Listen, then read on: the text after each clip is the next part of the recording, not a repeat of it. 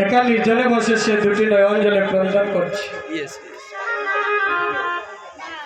মানুষ কখন কাঁদে গো মা? একটা মানুষ যখন সব হারা হয়ে অসহায় হয়ে পড়ে, মানুষ যখন বিশেষ কোনো কষ্ট পায় কারো কাছ থেকে, তখন দেখবেন মানুষ নয়ন জলে ক্রন্দন করে। আচ্ছা নাবো দুটি নয়নের জলে ছেড়ে দিয়ে কাঁদিছি।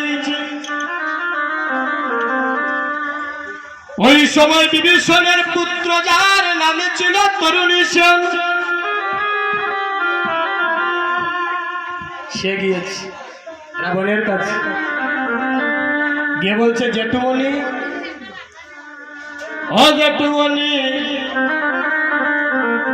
তুমি না এই লঙ্কার রাজা, লঙ্কার রাজা হয়ে যদি তোমার নয়নে জলে জলে, তুমি রাজা হয়ে যদি যদি দুটি নয়নের জলে কাঁদো,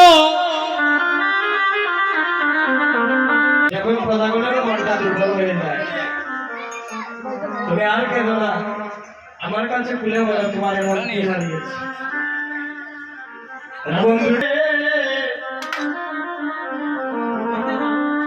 আমার নবলক্ষ পুত্র আর সুয়ালক্ষ রাতি, আমি একে একে সবাইকে বিসর্জন করলাম।